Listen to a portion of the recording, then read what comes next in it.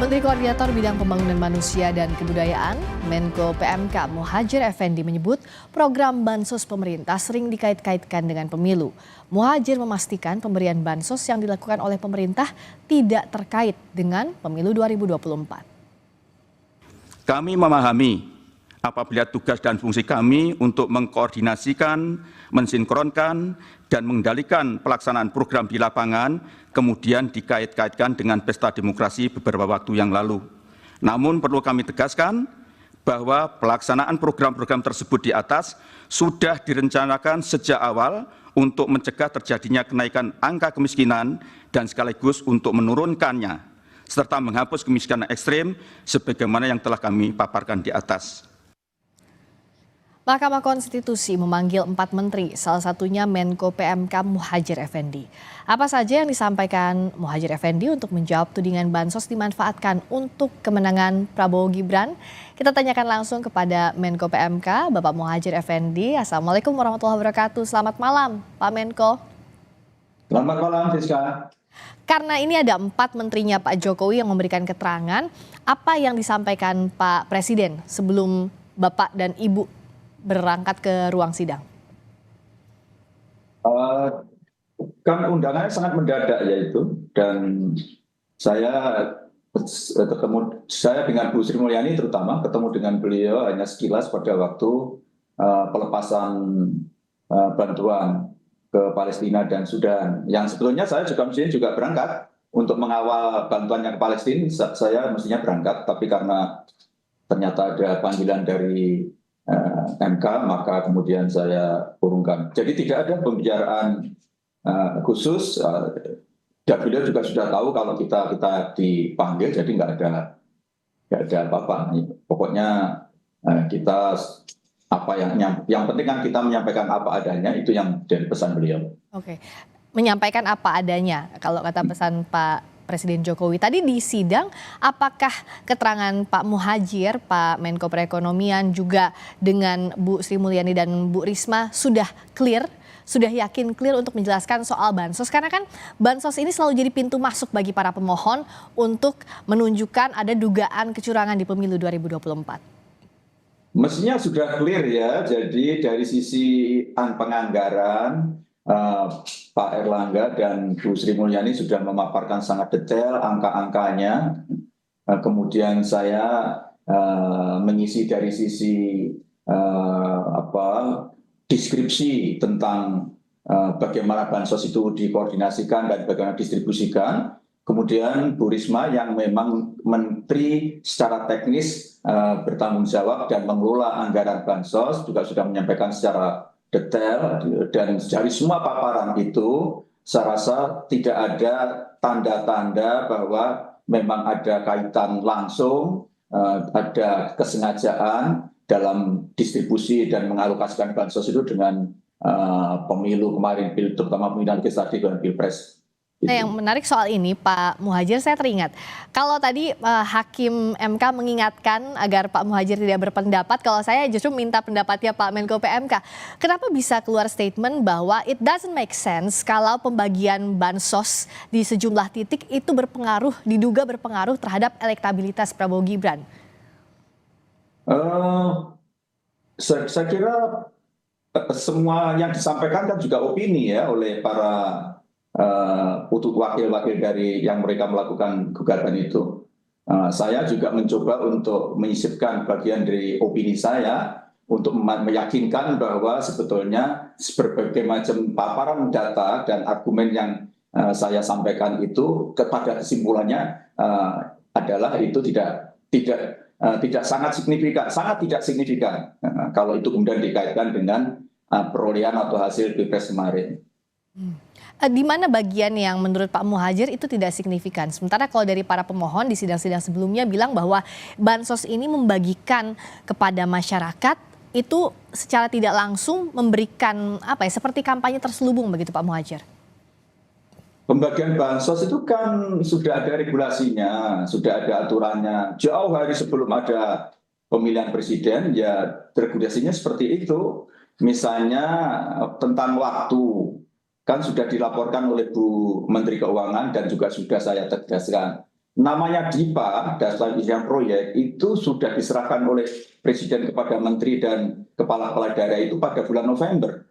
Sehingga pada bulan Desember kita sudah melakukan merancang namanya desain teknokratiknya, kemudian Januari memang kick off.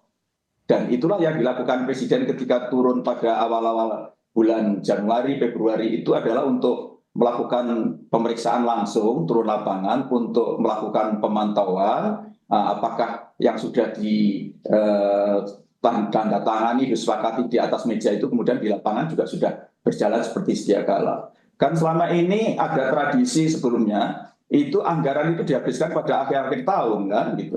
Kemudian dipakai untuk rapat-rapat, hotel semua penuh, dan itu sebetulnya memang kemudian targetnya terpenuhi, anggarannya bisa, tapi itu sebetulnya kan secara kualitas kan jelek, dan itulah yang selalu menjadi perhatian Presiden. Karena itu Presiden selalu menekankan sejak awal tahun harus sudah mulai bergulir program-program dari dana APBN itu. Karena apa? Karena APBN ini menjadi, walaupun jumlahnya tidak besar, tetapi menjadi unsur vital sebagai pemicu pertumbuhan ekonomi dan gerakan pelayanan sosial, sehingga ada kesinambungan antara tahun sebelumnya dengan tahun berikutnya tanpa ada putus. Inilah yang menjadi perhatian dari Presiden, dan Presiden biasanya kalau di lapangan di samping mengecek sampai seberapa itu tersampaikan kepada sasaran, biasanya beliau juga meminta feedback, umpan balik dari mereka penerima, ditanyakan dengan banyak hal. Kemudian kalau menemukan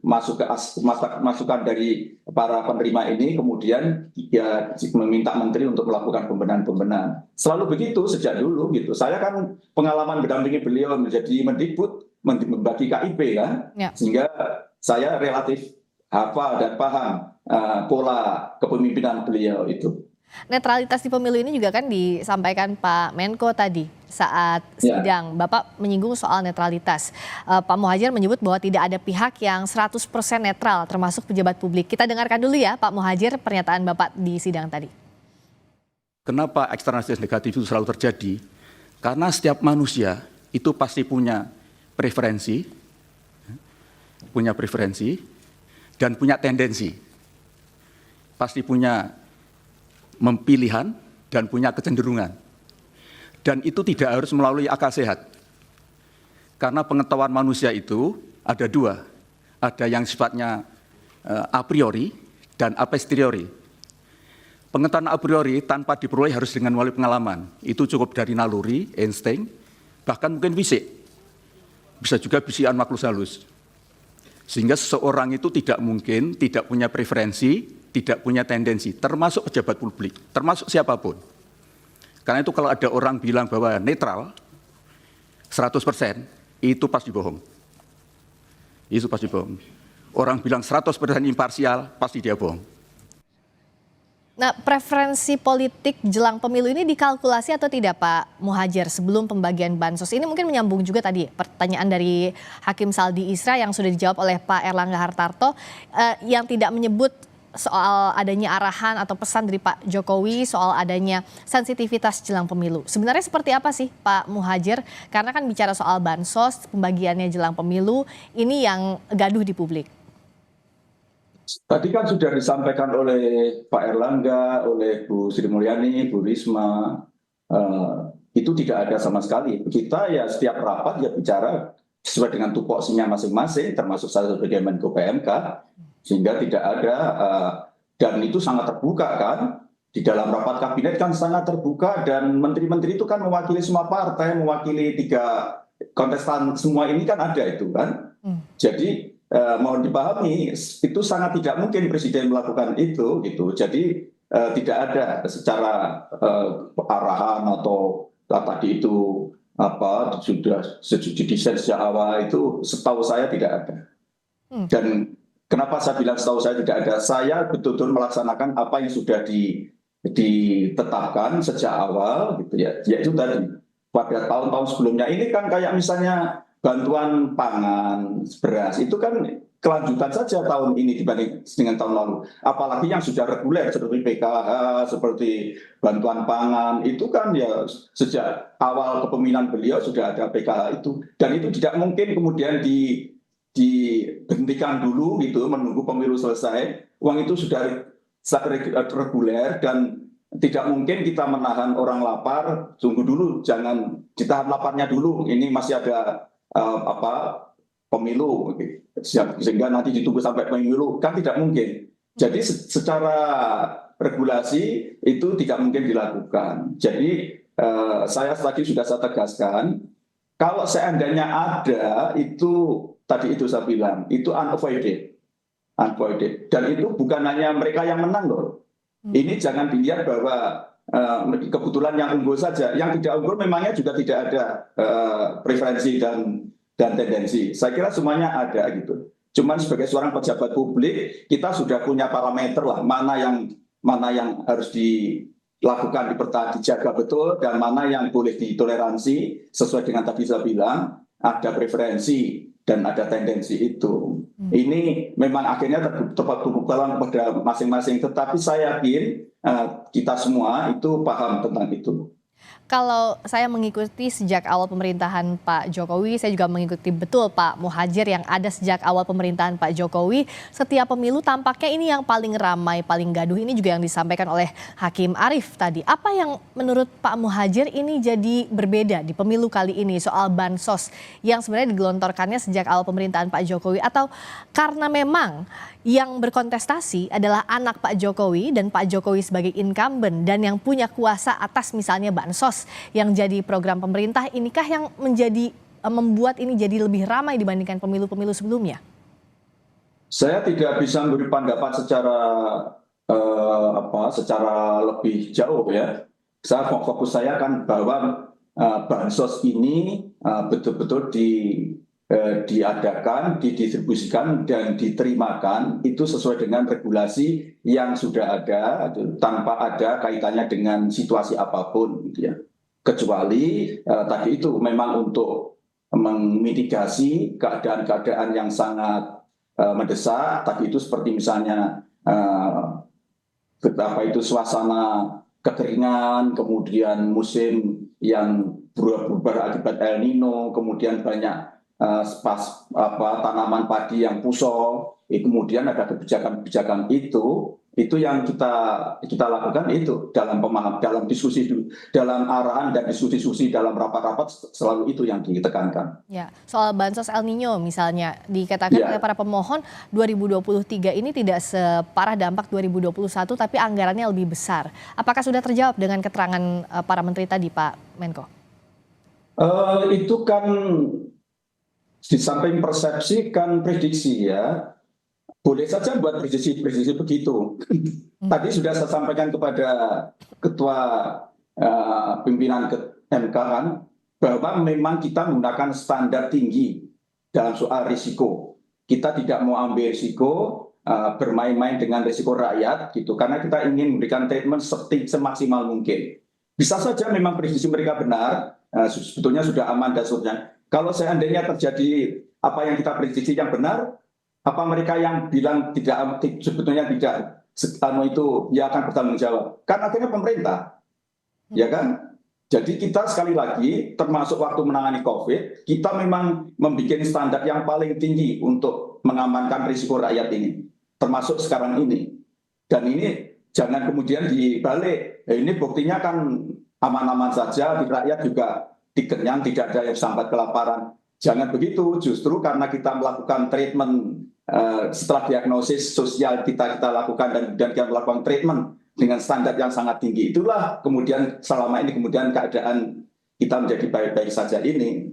Jadi saya sampaikan, saya tidak menyampaikan ukuran parameter, tadi Pak Erlangga sudah menyampaikan kan, tapi di depan Ketua Majelis Hakim juga saya sampaikan, kita memang sesuai dengan arahan Presiden, kalau menyangkut nasib rakyat, nasib kelaparan rakyat, jangan ambil risiko. Seperti waktu COVID-19. Waktu COVID-19 itu arahan Presiden, jangan memakai data DTKS.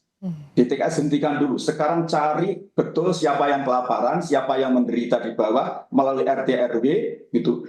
Jangan, tidak usah ditahan, dilalui verifikasi dulu. Nah, pokoknya begitu ada laporan bahwa ada yang lapar, ada yang butuh dibantu dengan bansos segera gitu. Baik. Ini baru setelah itu, setelah COVID mulai landai, mulai tenang, kemudian kendali ditangani oleh Kementerian Ekonomi, data mereka Pemulihan Ekonomi, Pak Luhut dengan Pak Erlangga. Disitulah kita mulai merapikan data. Data siapa yang sebetulnya mesti berat, siapa yang tidak, itu mulai kita petani. Tapi kan COVID kita selesaikan dengan baik dengan menetapkan standar penanganan risiko yang tinggi itu. Pak Muhadjir, mungkin ada yang menyaksikan perbincangan kita sekarang tapi tidak menyimak sidang tadi secara rinci. Sebenarnya dalam pembagian bantuan sosial tadi kan Pak Muhadjir bilang standarnya tinggi. Bantuan sosial maupun bantuan pangan oleh Bappenas. Data apa yang digunakan oleh pemerintah sehingga masyarakat tahu bahwa itu tepat sasaran dan itu memang real untuk kebutuhan masyarakat? Tadi dalam penyampaian saya kan sudah saya sampaikan. Dalam penangkapan Bappenas itu menggunakan data P3KE, yaitu data pensasaran percepatan penghapusan kemiskinan ekstrim, yang itu ada impresnya nomor 4 tahun 2022 yang mengamanatkan kepada Kemenko PMK untuk membuat data di dalam rangka untuk mengejar target agar kemiskinan ekstrim tahun 2024 itu 0. Dan data P3K itu adalah merupakan data triangulasi. Data triangulasi itu artinya data yang sudah dikonfirmasi dengan data-data yang lain ya, dari semua sudut, sehingga itu data itu relatif akurat ya, dibanding seandainya data itu tidak mengalami triangulasi. Dan sumber data triangulasi kita adalah DTKS. Jadi kita tetap pakai DTKS. Tetapi kemudian DTKS itu dipadu-padankan dengan data sensus kependudukan 2023 oleh BKKP yang dilakukan oleh BKKBN. Jadi data 2023, jadi data paling mutakhir. Kemudian di-cross lagi dengan data Dukcapil yang ada di Kemendagri, kemudian di-cross lagi dengan data yang ada di Kementerian Keuangan yaitu OMSPAN.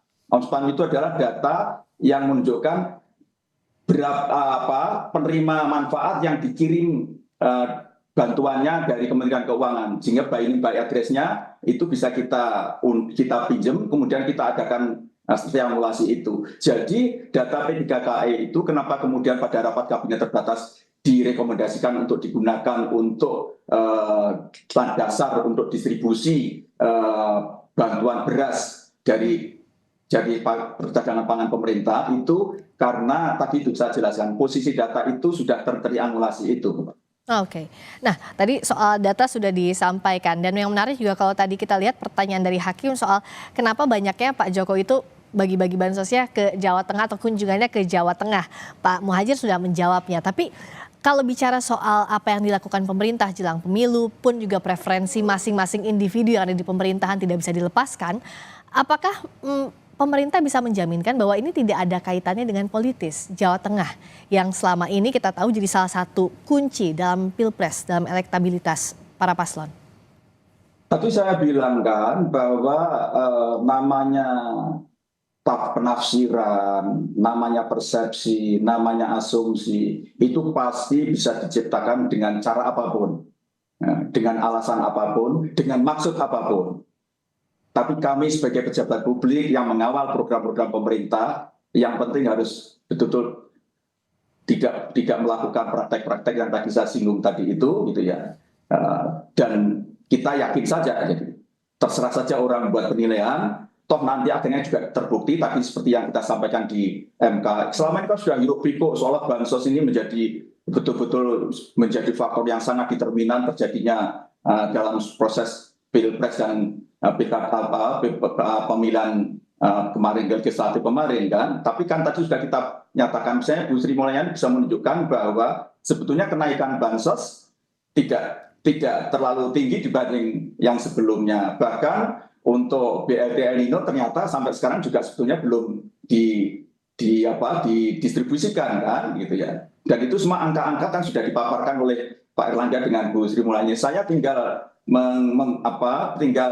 merakit menjadi sebuah pernyataan kualitatif seperti yang saya sampaikan tadi, agar lebih sederhana, lebih bisa dipahami secara elementer gitu, tapi bisa ditangkap apa yang dibalik angka angka itu, makna di balik angka itu kan itu. Jadi saya mengambil posisi di situ. Karena itu saya tidak mau ikut menambah angka-angka yang banyak, dan saya kira apa yang dipaparkan oleh Pak Menko Ekonomi Pak Erlangga dan Bu Menteri Keuangan Bu Sri Mulyani plus Bu Risma, saya kira sudah sangat-sangat representatif dalam meyakinkan kepada Majelis Hakim. Mudah-mudahan Majelis Hakim betul-betul memberikan pertimbangan yang seperti yang kita harapkan. 4 menteri tadi tampak kompak kalau kita lihat dari pernyataannya di sidang sebagai representasi dari pemerintah tentunya Pak Muhadjir.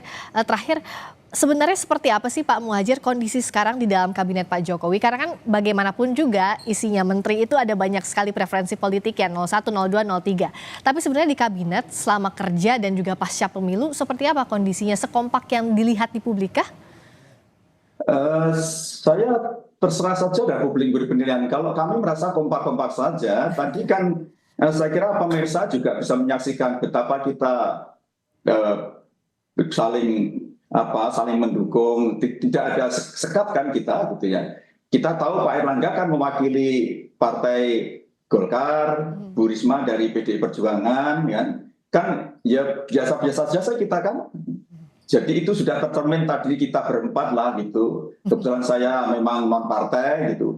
Bu Sri Mulyani juga non partai. Jadi imbang lah, ada 2 orang perwakilan partai, 2 orang yang non partai. Dan kita kan enjoy saja, kita kompak-kompak saja. Dan kita tidak ada semayanan, tiba-tiba bahasanya sama. Itu kan menunjukkan bahwa kita memang satu frekuensi dan kita menyampaikan apa adanya kan gitu. Kan tidak ada data yang berbeda antara kami berempat. Ya. Saya kira itu. Baik, dan kita lihat nanti seperti apa keterangan ini bisa jadi pertimbangan Majelis Hakim Konstitusi terkait dengan sidang sengketa hasil pemilu presiden. Terima kasih banyak Pak Muhadjir, Menteri Koordinator Bidang Pembangunan Manusia dan Kebudayaan. Terima kasih. Pak Muhadjir Effendi. Terima kasih, selamat malam. Wassalamualaikum warahmatullahi wabarakatuh.